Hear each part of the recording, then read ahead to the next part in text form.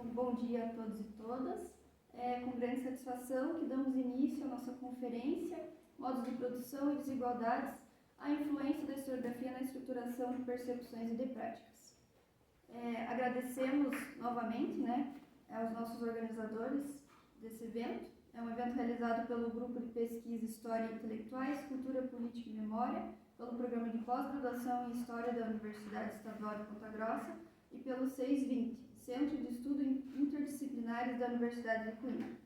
Agradecemos de forma especial à Universidade de Coimbra e à FCT, Fundação para a Ciência e a Tecnologia de Portugal.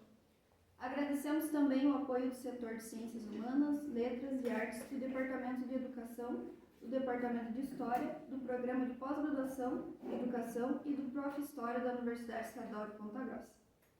Hoje temos como palestrantes, o professor João Paulo Avelas Nunes. Ele é professor associado de História Contemporânea da Seção de História do Departamento de História, Estudos Europeus, Arqueologia e Artes da Faculdade de Letras da Universidade de Coimbra. É ainda investigador integrado do Centro de Estudos Interdisciplinares da Universidade de Coimbra. Possui como áreas de investigação História Contemporânea, História do Tempo Presente e Arqueologia Industrial, História e Teoria da Historiografia, Didática da História, Ensino da História e Divulgação da Historiografia, Patrimônio Cultural e Museologia, Cultural Organizacional e Diferenciação Territorial, Lazer e Turismo Culturais. Como palestrantes hoje, possuímos a professora Patrícia Carla de Melo Martins, a qual é professora adjunta na Universidade Federal do Maranhão, no curso de Licenciatura em Ciências Humanas do campus de Pinheiro, Maranhão. Área de concentração História e do Programa de Pós-Graduação em História do campus Bacangá, em São Luís do Maranhão. Possui graduação, mestrado e doutorado em História pela Unesp de Franca, doutorado em Ciências da Religião pela PUC de São Paulo e pós-doutorado em História Intelectual pela Universidade Estadual de Ponta Grossa. Fez estágio doutoral em História no Instituto de História e Teoria das Ideias da Faculdade de Letras da Universidade de Coimbra e possui uma perspectiva decolonial, além de estar pesquisando a participação dos intelectuais católicos na formação do pensamento religioso vigente na identidade nacional brasileira, construída ao longo dos séculos XIX e XX. Nos últimos anos, tem se voltado para os estudos das religiões de matriz afro-brasileira e dos povos originários, vigente no regionalismo da cultura brasileira. Passo, então, a palavra para o professor João.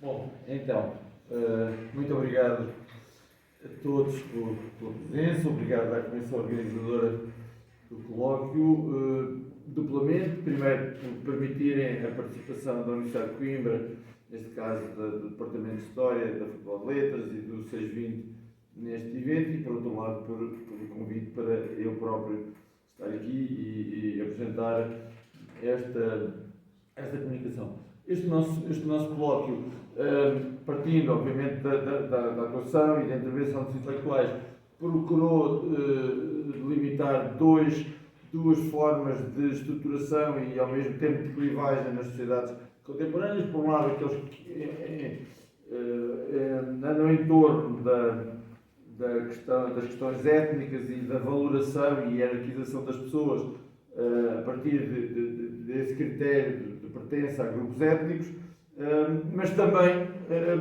outras formas de hierarquização e diferenciação, tendo em conta eventualmente questões de natureza mais socioeconómica, portanto, o que poderíamos chamar formas de desigualdade socioeconómica. A minha conferência tentará abordar esta segunda vertente, ou seja, chamar a atenção para a importância, o significado e os antecedentes dessas formas de diferenciação de natureza mais socioeconómica, que obviamente também continuam presentes nas nossas sociedades e que também merecem análise. Elas cruzam-se com as outras que têm a ver com a diferenciação classificação das pessoas por critérios de ordem étnica ou étnico-religiosa, mas têm também a sua autonomia e a sua especificidade, e portanto seria sobre isso que eu iria falar. Utilizo para parametrizar precisamente esse olhar a questão a expressão de modos de produção, que é uma expressão de origem marxista, mas que penso que pode ser utilizada de forma mais ampla, e para além de falar sobre esses aspectos eles próprios, tenho de salientar a importância da maneira como, nomeadamente os historiadores, olham para esses aspectos, para essa parcela da realidade, e como o olhar dos historiadores condiciona a forma como as sociedades não só interpretam, como se posicionam, intervêm nessa questão, e, portanto, realça o nosso papel como mediadores entre a realidade e percepções da realidade e tentativas de transformação dessa mesma realidade. Bom, então vou ligar aqui o maquinete para não ir além do tempo. Em primeiro lugar, então, dizer isto, eu parto do princípio de que nós estamos numa época, vivemos uma conjuntura que, portanto, este colóquio ocorre numa conjuntura específica, e que esta conjuntura, se calhar todas as conjunturas são assim, mas cada um fala daquelas em que está a viver e do momento em que está a intervir, é uma conjuntura complexa, que eu diria que é uma conjuntura de crise, por um lado estrutural, ou seja, que mexe com os fundamentos da maior parte das sociedades, e por outro lado global, ou seja, afeta muitos países, não de forma igual, como é óbvio, mas afeta muitos países, e portanto é um período, é uma conjuntura particularmente dramática. Na minha perspectiva, isto se torna particularmente relevante e responsável a ação dos historiadores.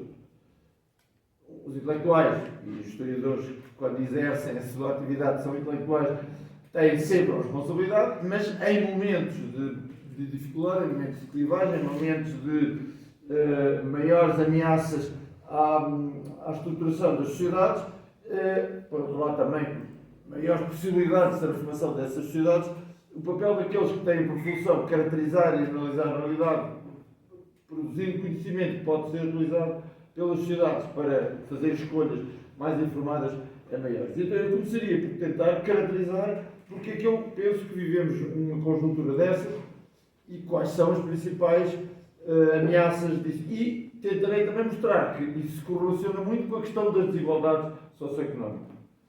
Então, nós vivemos em primeiro lugar, não necessariamente por ordem de importância, mas aquela que eu gostaria de salientar, e até uma parte do Brasil vive hoje, neste momento, uma situação que resulta, penso eu, desse processo, vivemos uma conjuntura de crise dos equilíbrios ambientais e de dilapidação dos recursos naturais não renováveis. Este é um problema que se agrava cada vez mais, que vem a ser debatido pelo menos desde os anos 70, mas que ainda não se encontrou claramente uma capacidade em muitos países e na humanidade no seu conjunto para atenuar significativamente estes fenómenos. Estes fenómenos vão ter cada vez mais consequências na sociedade, vão agravar a desigualdade, porque a situação em que as pessoas se encontram e a capacidade de ou mudarem de sítio ou de encontrarem rendimentos alternativos é socialmente condicionada e vai agravar as desigualdades existentes. Portanto, este é um fator de crise que se vai agravar rapidamente, tem uma influência à escala global e, portanto, é um fator de crise que merece ser considerado. Não é a especialidade dos historiadores, no sentido da compreensão dos fenómenos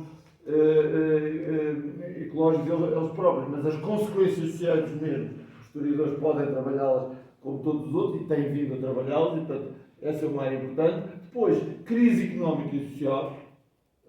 Nós vivemos um período de criação de riqueza e crescimento económico, mas ele tem sido compaginado com crise ou em muitos países ou em determinadas conjunturas, e a crise de 2008, que chegou ao Brasil mais tarde, em 2013, 2014, é um exemplo disso.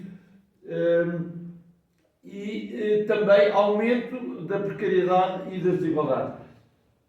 Poderão argumentar, e é possível argumentar, que há países onde isso é menos notório, ou até onde há uma evolução contrária a isso, e o caso mais paradigmático é o caso da China, mas chamados países emergentes. O Brasil foi também um exemplo desses durante vários anos, mas acabou por ser engolfado e absorvido por essa mesma crise global. Portanto, há aqui crises económicas e sociais, há perda de direitos, há perda de qualidade de vida, há aumento da precariedade, e isso tem tido consequências na vida das pessoas e nos comportamentos, por exemplo, políticos e culturais das pessoas em muitos países, não é?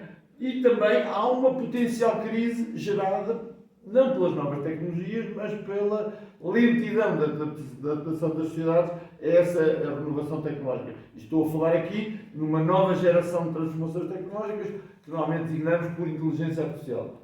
Isso vai substituir potencialmente 30, 40, 50% da população ativa atual, e estamos a falar dos setores de atividade que nós designamos como intelectuais, ou seja, em que há aprendizagem contínua e variedade na resposta às necessidades. Estamos a falar de pessoas, de médicos, de engenheiros, de uma série de outros profissionais, e isso pode vir a gerar uma crise maior. As sociedades humanas foram-se adaptadas a níveis de automação crescentes, né, desde o século XVII ou XVIII, mas esta transformação pode ser ainda mais substancial, e, portanto, é também uma ameaça de disfunção, de desruptura, que terá vantagens certamente, mas que trará problemas, e que provavelmente será desigual nas vantagens e nas desvantagens. Haverá grupos sociais que terão mais vantagens do que outros, e outros que terão muito mais vantagens do que os primeiros, e, portanto, esse é um fator que está a emergir e a influenciar crescentemente as sociedades, embora ainda seja pouco visível para a maior parte das pessoas. Em resultado disto, na minha opinião, há também crise das democracias e do multilateralismo, incluindo as organizações internacionais como a ONU e os processos de integração subcontinental, por exemplo, na Europa, a potencial crise da União Europeia, e, por exemplo, na América Latina, em que o processo de integração não chegou a avançar substancialmente, nem sequer naquela escala experimental do Mercosul, não é? E, portanto, há essa crise, e há também a reafirmação de ditaduras e do unilateralismo. E, portanto, para mim isso é um fator de crise relevante. Ainda a somar a isto tudo, e como fator de agravamento disto, não porque seja um problema, mas porque as sociedades e determinadas correntes políticas apresentam isso como um problema e utilizam isso como um fator de aumento da conflitualidade e do radicalismo, há ao mesmo tempo uma crise demográfica, ou seja, muitas sociedades não conseguem reproduzir a sua população ativa e têm um forte envelhecimento da sua população, o que é bom por um lado, porque as pessoas vivem mais tempo, mas é mau por outro lado, porque essas pessoas tendencialmente estão fora do mercado de trabalho, porque já trabalharam muitos anos, estão na chamada idade de reforma, não é? E, portanto, falta uma população ativa. A maneira óbvia de resolver o problema é a migração. A aceitação, a promoção, o enquadramento da migração. O problema é que em muitas sociedades isso é tido como um problema. Mesmo em sociedades onde há inequivocamente falta de pessoas para trabalhar, a vinda de pessoas de fora é encarada por muitas pessoas das sociedades em causa como um problema. E rejeitam isso culturalmente e politicamente. No caso de muitos países europeus, isso é estranho porque há falta de população, quase não há imigração, e o principal fator de agregação e decisão política é a rejeição da imigração. E depois há a crise da multiculturalidade e do combate às formas de discriminação. Quando eu digo crise da multiculturalidade, as sociedades são multiculturais, umas é mais óbvio do que outras, mas todas são multiculturais. Portanto, não vale a pena ser contra a multiculturalidade, é a mesma coisa que ser contra as células ou as bactérias, elas existem, não há nada a fazer. A questão é como se lida com isso, não é? E esta crise tem trazido uma enorme intolerância no relacionamento com a multiculturalidade. A diversidade voltou a ser encarada como um problema, em vez de como uma riqueza e uma potencialidade, e, portanto, esse é um fator de crise que também temos presente. E as formas de discriminação vêm em resultado dessa intolerância e dessa radicalização entre as partes de cada todo social, que são diferentes por definição e em várias escalas e graus e natureza.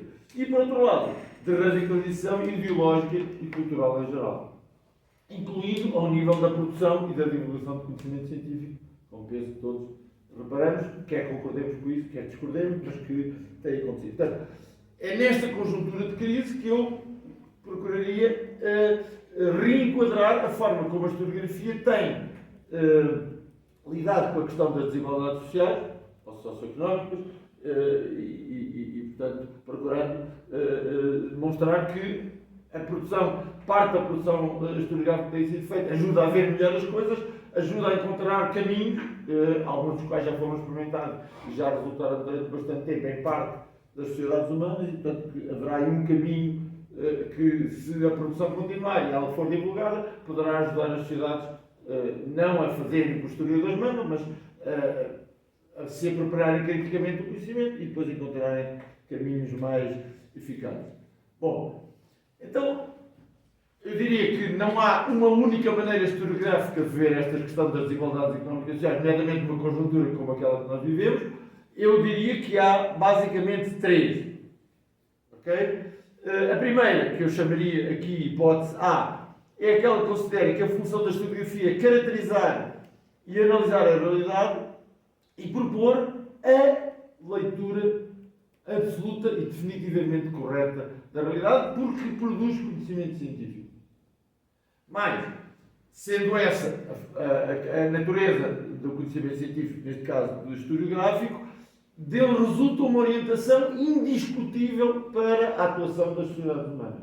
Ou seja, nós historiadores produzimos conhecimento, comparamos passado mais recuado, passado recente e a atualidade e propomos uma caracterização. Como ela é absoluta e definitivamente válida, o normal é que as sociedades aceitem a nossa caracterização e se reorganizem de acordo com o que nós propomos.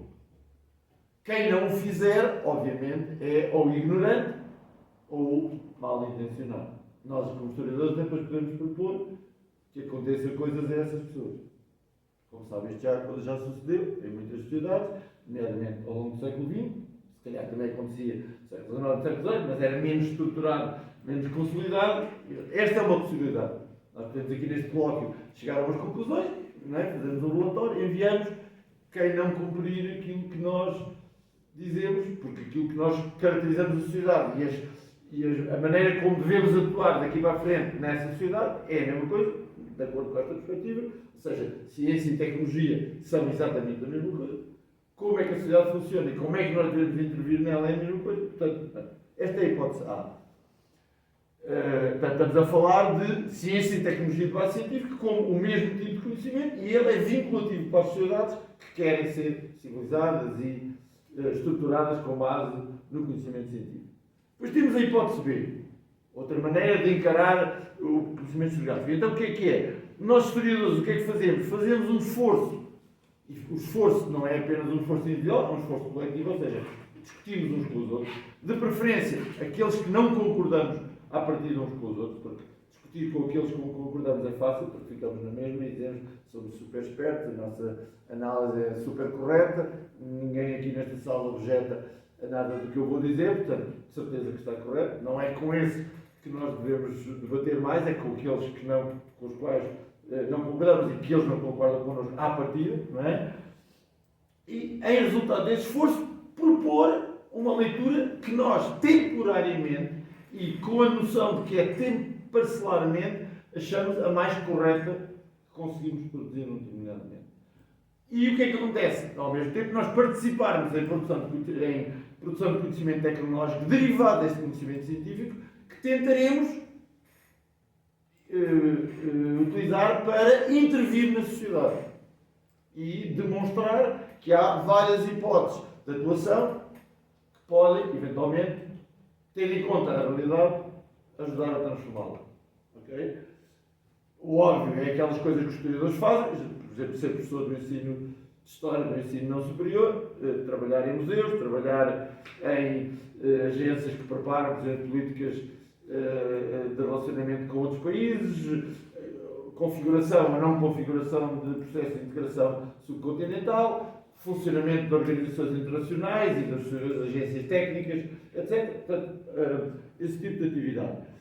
Sempre tendo a ideia de que, para cada hipótese de atuação, deve haver um período de experimentação, deve haver uma análise dos resultados e deve haver ou o abandono daquelas soluções ou a sua correção consoante os resultados que forem sendo obtidos.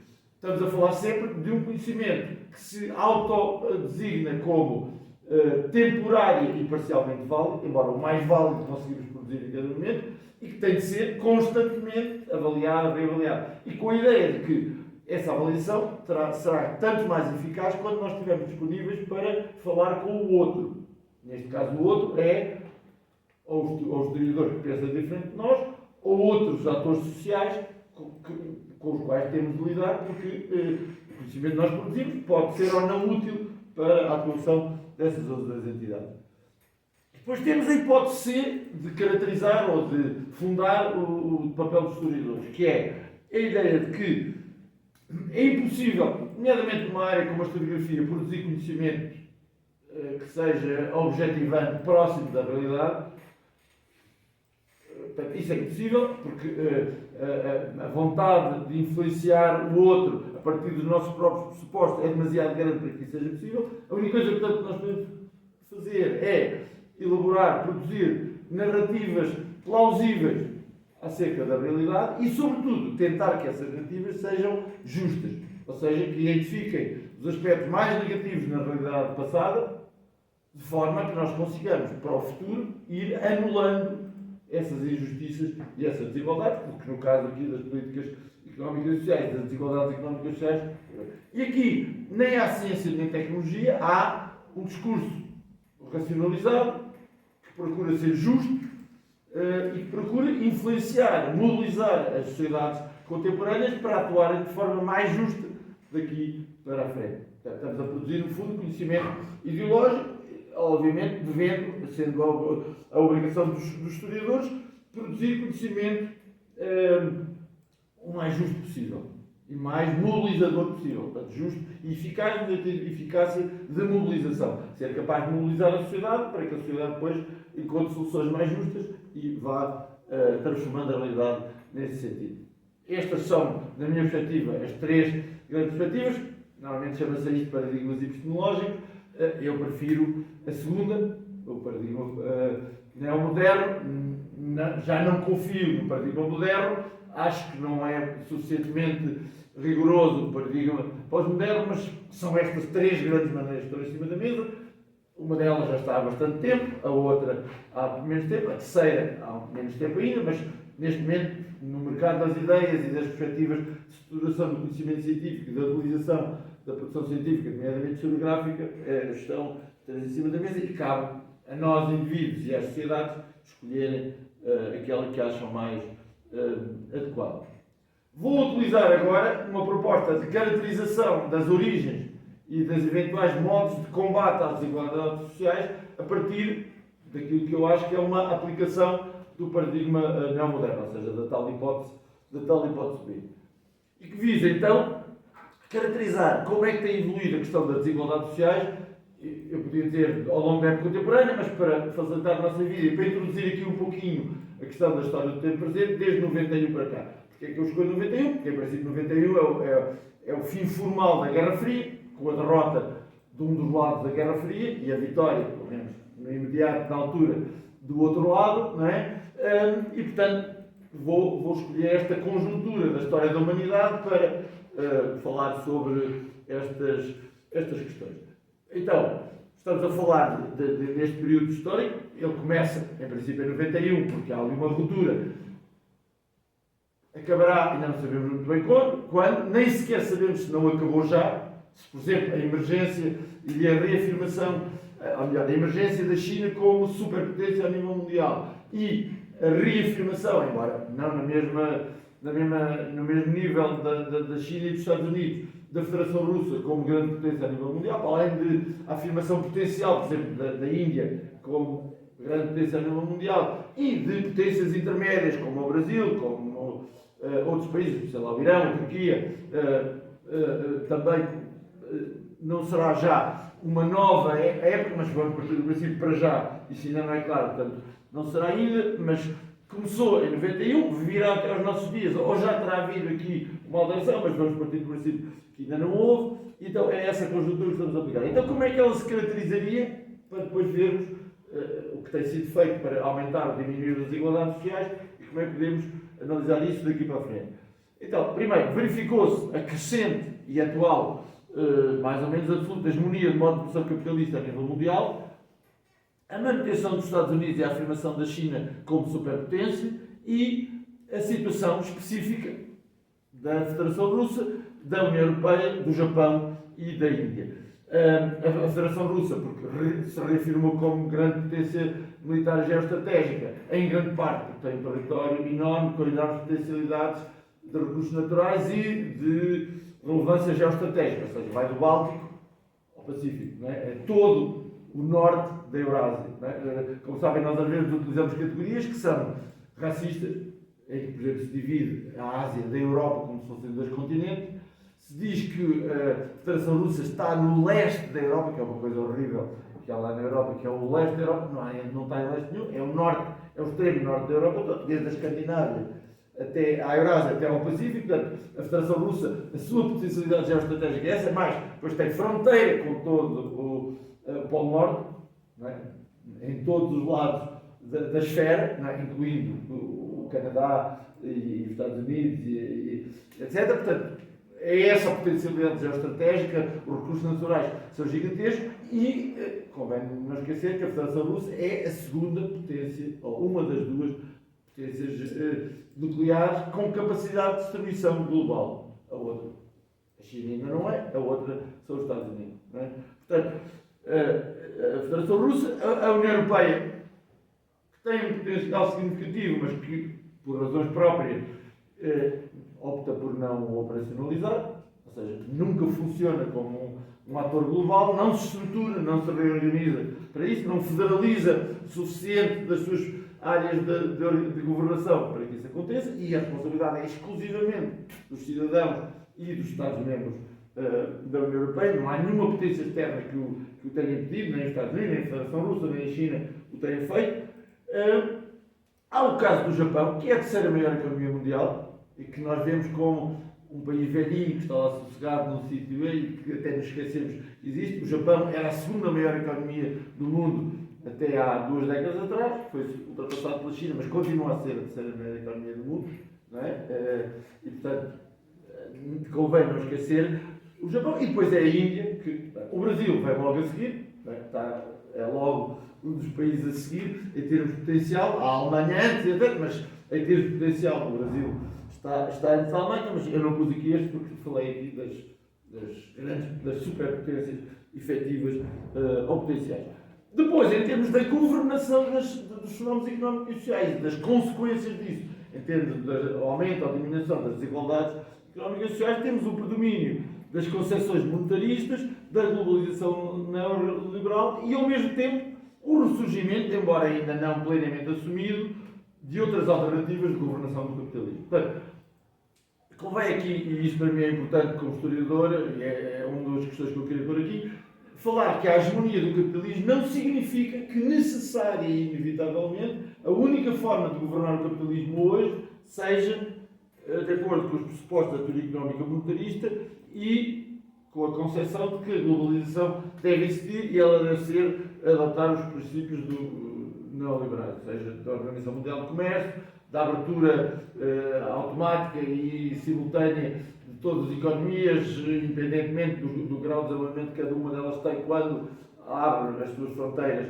à competição a nível mundial. Vai acontecer num acordo sério entre a União Europeia e o Mercosul, não é? Tal como poderia acontecer num acordo sério entre os Estados Unidos e Canadá e América Latina, ou entre esses países e o Japão, mesmo se isso fosse possível negociar entre países da América Latina, por exemplo, ou países africanos e a China, se a China aceitasse esse tipo de novo equilíbrio e nova lógica de relacionamento, não é?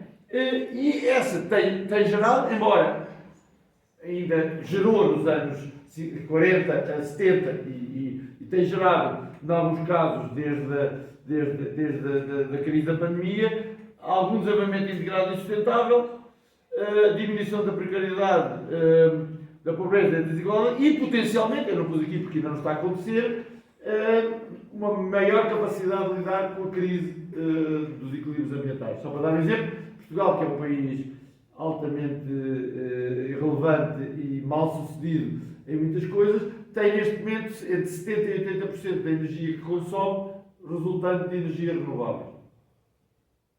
E isso resulta da aplicação deste modelo.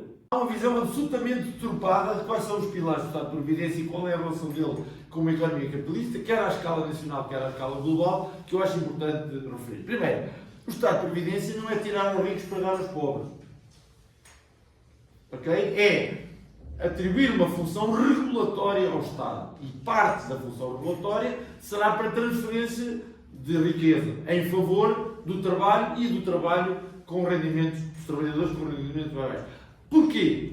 Em parte porque é socialmente justo, mas sobretudo porque é muito mais eficaz em termos de economia capitalista.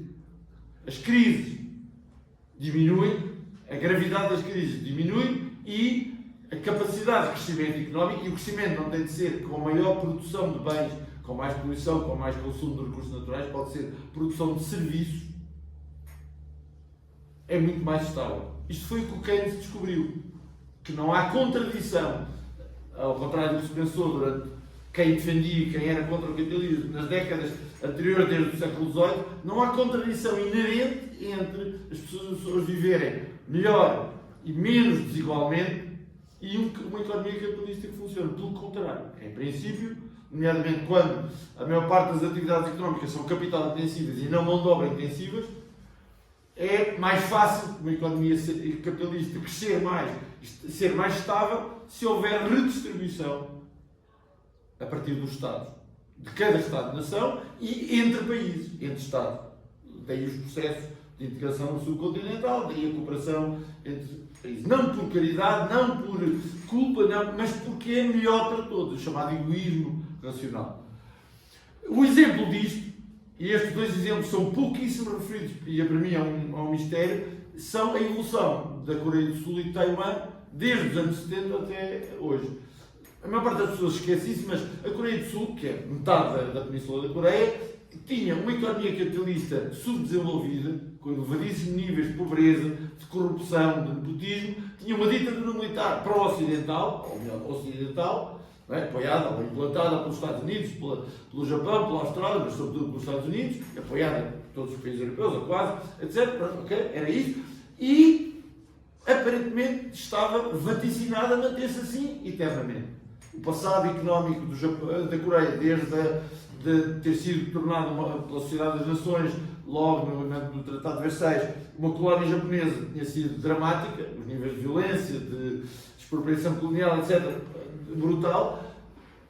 E o que aconteceu? A Coreia do Sul conseguiu transformar-se de um país subdesenvolvido com uma ditadura ocidental num país democrático que está entre os 20 e poucos países mais desenvolvidos do mundo. Todos vocês reparam, nas vossas ruas, há carros sul-coreanos. Carros sul-coreanos não é montado na Coreia do Sul, não. Toda a marca é sul-coreana. Portanto, a Coreia do Sul é um dos poucos países do mundo, os 4 ou 5 países do mundo, que têm marca própria do setor automóvel. No início dos anos 70 não tinham nada disso. E há uma série. E Taiwan, que é um território chinês, mas que tem uma governação autónoma, isso resultou da Guerra Civil que terminou em 1949 e também do regime político vigente na China nos últimos anos, não ter havido provavelmente uma reaproximação, mas ok, vamos encarar como uma unidade política autónoma sui generis, não é um Estado-nação, mas também não é uma província da República Popular da China, é neste momento o maior produtor mundial de semicondutores. Não como local onde eles são produzidos, mas as empresas geram a tecnologia que permite produzir esses semicondutores. Portanto, é uma das grandes potências económicas ao nível do mundo. Ora, estes países, num período em que todo o resto do mundo, sob a liderança de países como os Estados Unidos, como o Reino Unido, como o Japão, embora a primeira experiência tenha sido feita no país latino-americano, o Chile, é resultado da implantação da ditadura liderada pelo general chefiado, general Pinochet, tenham evoluído no sentido do monetarismo e da globalização neoliberal, estes países desenvolveram-se e estabilizaram-se como democracias a partir da recuperação do modelo primeiro estruturalista e depois keynesiano e de globalização regulada e com um Estado de Providência.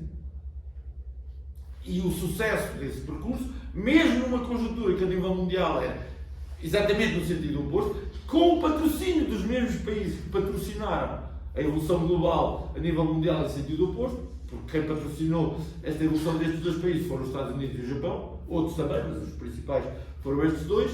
deu este resultado. Portanto, significa que provavelmente este exemplo pode ser um estudo de caso que ajuda a perceber as virtualidades deste. Então, em que é que consiste o Estado de Previdência? O Estado de Previdência são 4 pilares. Normalmente se fala-se de um. O primeiro pilar é a redistribuição da riqueza a partir das relações sociolaborais, ou seja, dos salários, os acordos de rendimentos e preços anuais.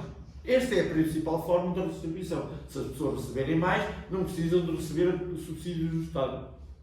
Portanto, se conseguimos dar mais força às organizações de trabalhadores para, sob a liderança do Estado, negociarem com os empregadores, essa é uma forma de redistribuição. E o Estado de Previdência promove isso, impedindo os patrões de ter formas de chantagem e de pressão excessiva, não pondo o Estado a apoiar os patrões contra os trabalhadores, não proibindo os sindicatos, etc. etc. Pronto, há muitos mecanismos disso. Isso começou nos anos 30 em países escandinavos, nos Estados Unidos, etc. Pronto. Depois, o outro pilar há funções sociais sem as quais a sociedade funciona muito pior. Porque as pessoas faltam mais, têm menos capacidade produtiva, têm menos dinamismo, etc. Cabe ao Estado assegurar o essencial dessas funções. Estamos a falar de saúde, estamos a falar de educação, estamos a falar de segurança social. Isso não é dar recursos aos pobres, é pôr as sociedades. Vocês imaginem o que é uma empresa que contrata engenheiros informáticos que tem de os formar desde os 6 anos de idade. Alguma empresa aguenta fazer isso? Formar todos os engenheiros que vai contratar desde os 6 anos de idade? Portanto, se não houvesse Estado a pagar escolas do primeiro ciclo, do segundo ciclo, estou a utilizar a terminologia portuguesa, do terceiro ciclo, ensino secundário e universidades, e depois mestrados e doutoramentos, como é que essas empresas tinham engenheiros informados altamente qualificados? Portanto, não é só para as pessoas que podem fazer esses cursos, é para a sociedade que vai utilizar essa qualificação. Esse é o outro pilar. Um terceiro pilar é que muitas vezes determinadas empresas não começam sem o apoio público. Com o apoio público razoável, racional, funciona. Um exemplo que eu vou dar disso é a Airbus. Não sei se costumam andar muito de avião, mesmo no Brasil, a maior parte das companhias aéreas brasileiras hoje compra que aviões? Airbus. Antes comprava Boeing e Lockheed. Quem é que criou essa empresa, que hoje é uma empresa privada de produção de aviões? Vários Estados europeus. O investimento inicial foi do Estado.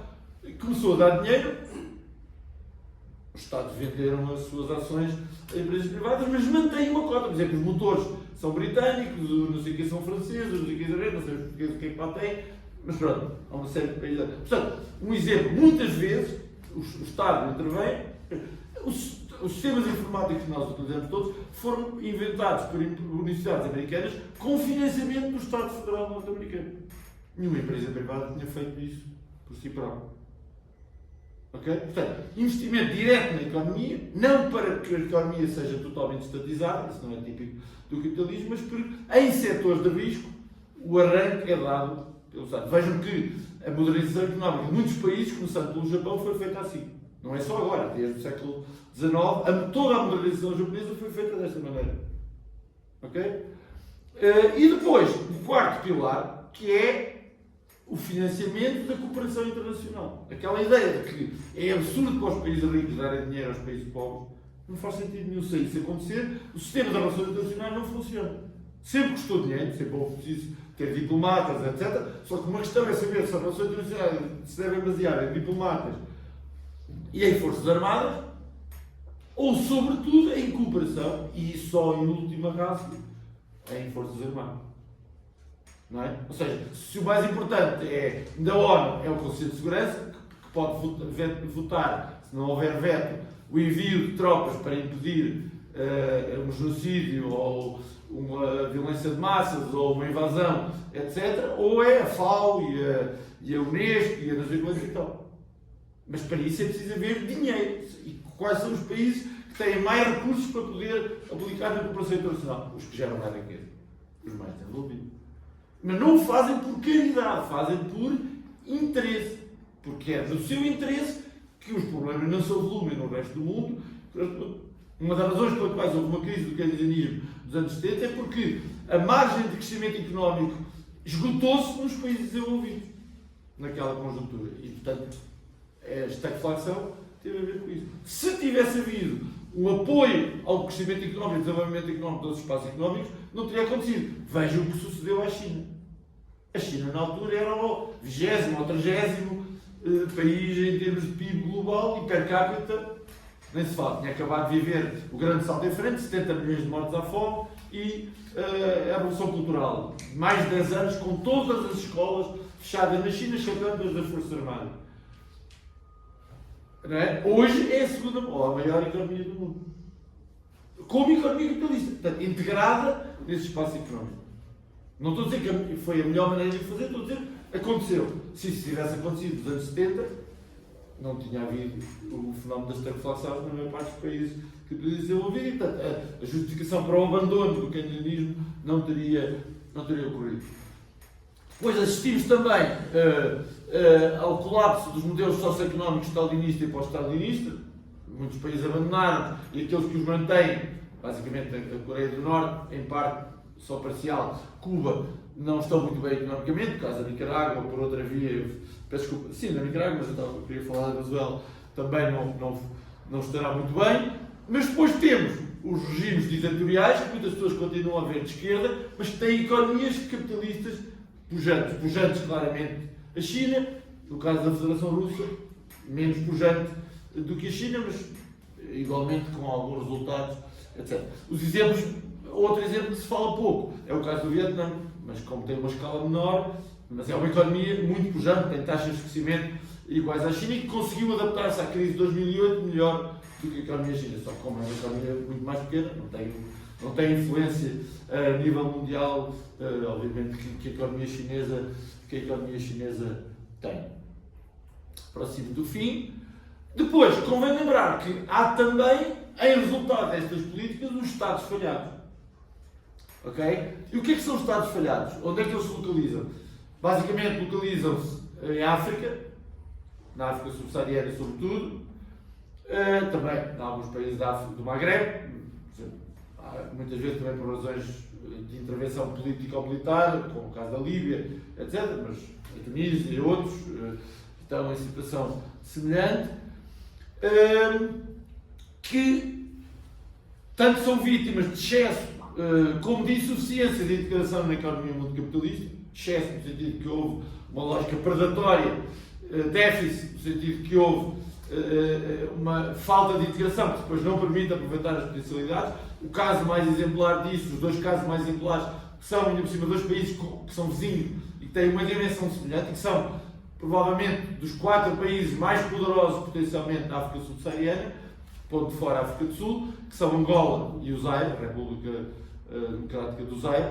Não é? Angola, que viveu uma situação de guerra civil, que está ultrapassada, tem problemas, mas tem crescimento económico, agora tem crise económica desde 2008, mas é um Estado viável, não é? Tem problemas, é um Estado viável, e teve até, agora nas últimas eleições para a Presidência da República e para o Parlamento, uma primeira experiência de quase democracia, porque a apuração, a liberdade de campanha eleitoral e de voto e da apuração dos resultados foi inequívoca.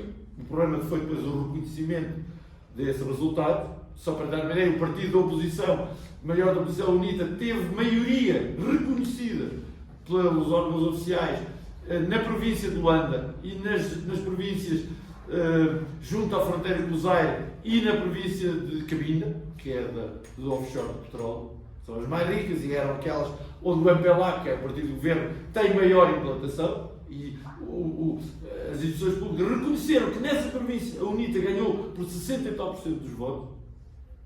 Okay? Isso é uma novidade absoluta em África, com exceção da África do Sul, da Namíbia e eventualmente de Cabo Verde. Não é? E portanto, e Angola é um exemplo de muitos problemas, mas de integração na economia mundial e de potencialidade de aproveitamento dessa integração para desenvolvimento de uma série de outros fatores. A própria África do Sul o é também, não é? É muito maior escala. E depois também a forma como cada um dos países de menor dimensão, com políticas económicas mais dependentes das grandes potências, lidam com os Estados Unidos e com as outras potências ocidentais, sendo que as outras potências ocidentais não parecem querer assumir um protagonismo. Por exemplo, o Canadá não é um protagonista, o Japão desistiu de o ser, mesmo na Ásia desistiu de o ser, a União Europeia não quer ser, e depois como é que se relacionam entre outros com a China e com a Federação Russa. E aqui, quanto aos países que têm essas coisas a fazer e que têm uma história de relacionamento, o caso da União Indiana, da Índia é muito importante. Não é? Como é lembrar que a Índia era Império Britânico, teve uma transição para a independência, tinha uma tradição, de alguma maneira, de um regime neoliberal ou democrático, tem agora um regime democrático, embora tenha uma governação populista e autoritária, até uma coisa estranha que é o chamado integrismo hindu, integrismo religioso de base hindu, que é a esmagadora maioria da população indiana e por aí. E portanto, peço desculpa, no fundo era isto que eu queria trazer, não como leitura definitiva, mas como hipótese de leitura. Ou seja, quando falamos em desigualdades económicas e sociais, na minha perspectiva, os historiadores não fazem o seu papel de disserem que sempre houve, sempre há de haver, ou sempre houve, é justo, vamos encontrar aqui uma solução milagrosa para, a partir de uma situação de reprodução das mesmas desigualdades económicas e sociais, construir de repente algo absolutamente novo. Não. Acho que isso não se verifica na realidade e que o papel dos historiadores e de outros cientistas sociais, no caso, estamos a falar de historiadores e com historiadores, é caracterizar a realidade nas suas contradições, nas suas nuances, nas suas possibilidades e propor leituras temporárias e parcialmente válidas que ajudem as sociedades a perceber como é que funciona, perceber as consequências das escolhas que fizeram e que não fizeram e ver qual é o caminho a seguir, dentro da ideia que foi possível, e falar apenas desde 91 para cá, aumentar e diminuir as desigualdades sociais em cada país e por comparação entre países, e portanto, se isso foi possível, também é possível fazer outras coisas, ou no mesmo sentido contrário, e portanto, que o nosso papel na análise das desigualdades não é apenas identificá-las e universalizá-las, é especificá-las, e com isso abriremos o caminho para eventuais escolhas cívicas, ou no sentido do aumento, ou no sentido da diminuição dessas mesmas desigualdades económicas e sociais. Era isto, peço desculpa pelos 4 minutos a mais, relativamente aos 45. Obrigado.